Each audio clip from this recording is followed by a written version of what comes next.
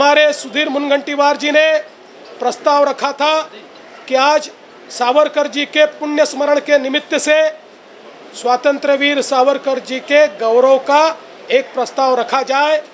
राज्य सरकार ने उसको रखने से मना किया।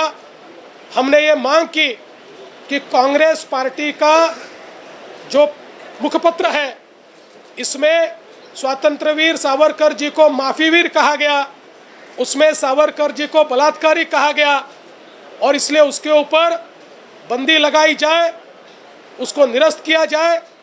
लेकिन शिवसेना सत्ता के लिए इतनी लाचार हो गई कि उनके साथ में बैठकर एक प्रकार से उनके विचारों का समर्थन करने लगी और इसके चलते हमने आज एक विधानसभा में अपनी विधानसभा वहां पर गठित की और उसमें हमने ये प्रस्ताव पारित किया कि कांग्रेस के मुखपत्र पर बंदी लगाई जाए और उसके साथ साथ स्वातंत्र्य वीर सावरकर जी को उनके गौरव का प्रस्ताव हमारी विधानसभा में हमने पारित किया। मुझे बहुत दुख है इस बात का कि स्वातंत्र्य वीर सावरकर जी का अपमान होता है और शिवसेना के मुख्यमंत्री उद्धव जी ठाकरे उसको देख रहे हैं, सत्ता की लाचारी में उसको सहन कर रहे हैं, उसका साथ दे रहे हैं। और इसलिए मैं फिर एक बार ये मांग रखता हूँ कि स्वातंत्र्य वीर सावरकर जी का सम्मान होना चाहिए और उसके साथ साथ कांग्रेस के इस किताब के ऊपर बंदी लगनी चाहिए। उलट प्रश्न त्यांनी विचारलाय तुम्हाला की भारतरत्न मग का देण्यात नाही आलं? 2 वेळा तुम्ही प्रस्ताव आणला, भारतरत्न भाजपकडनं का देण्यात नाही? भारतरत्न योग्य वेळी त्यांना देण्यात येईल, त्या संदर्भात केंद्र सरकार निश्चित निर्णय करेल। केंद्र सरकारकडे केवळ स्वातंत्र्यवीर सावरकर नाही तर आम्ही महात्मा ज्योतिबा फुले, क्रांतिज्योती सावित्रीबाई फुले यांना देखील भारतरत्न द्या अशा प्रकारची भूमिका मांडली आहे। पण माझा त्यांना प्रतिप्रश्न आहे की उद्या जर मी या ठिकाणी क्रांतिज्योती सावित्रीबाई फुले आणि महात्मा ज्योतिबा फुले यांच्या गौरवाचा प्रस्ताव आणला तर केंद्र सरकारने अजून त्यांना भारतरत्न दिलं नाही म्हणून महाराष्ट्राच्या विधानसभेमध्ये हे सरकार त्यांच्या गौरवाचा प्रस्ताव नाकारणार आहे का? ही पळवाट आहे, हे पळपुट धोरण आहे, सत्तेची लाचारी आहे। सत्तेकरता स्वातंत्र्यवीर सावरकरांना या सरकारने सोडून दिलाय।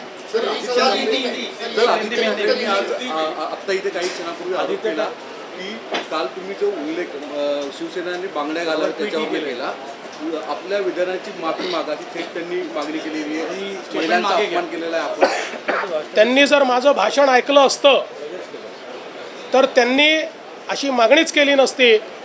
मी त्याच भाषणात त्या क्षणी म्हणालो की अशा प्रकारे बांगड्या भरा म्हणणं हे आमच्या महिलांना आणि कोणालाही आवडत नाही, म्हणून मी ते म्हणणार नाही। मी हे म्हणेन की हे मूग घेऊन बसले आहेत, त्यामुळे अशा प्रकारे त्यांचं जे स्टेटमेंट आहे त्या करण्याच्या ऐवजी आदित्य ठाकरेंनी केवळ एवढं सांगावं, सावरकरांचा अपमान होतोय तो त्यांना मान्य आहे का? शिदोरी मासिकांना त्यांचं समर्थन आहे का? शिदोरी मासिकावर त्यांचं सरकार बंदी घालेल का? ही हिम्मत त्यांच्यामध्ये आहे का? एवढं त्यांनी सांगितलं पाहिजे। जिस तरीके से आपके ऊपर खासकर कहा गया, आपके 2 पत्रों का उल्लेख किया गया कि आपने कहा भारतरत्न देने के लिए नहीं दिया गया और आप गौरव प्रस्ताव ला रहे हैं, यानी जो भूमिका निभा रहे हैं। देखिए, स्वातंत्र्यवीर सावरकर जी को, महात्मा ज्योतिबा फुले जी को, क्रांति ज्योति सावित्रीबाई फुले जी को भारत रत्न मिले ऐसा पत्र मैंने केंद्र को लिखा है। केंद्र उसके ऊपर उचित समय निश्चित कार्रवाई करेगा। लेकिन मैं प्रति सवाल करना चाहता हूँ शिवसेना को और इस सरकार को कि अगर कल मैं क्रांति ज्योति सावित्रीबाई फुले और महात्मा ज्योतिबा फुले इनके गौरव का प्रस्ताव महाराष्ट्र की विधानसभा में लाता हूँ तो क्या इनकी भूमिका ये होगी कि अभी तक केंद्र सरकार ने उनको भारत रत्न नहीं दिया इसलिए हम यहाँ पर उनका गौरव नहीं करेंगे? ये सारी बरगलाने वाली झूठी बातें, ये मुद्दे से भाग रहे हैं।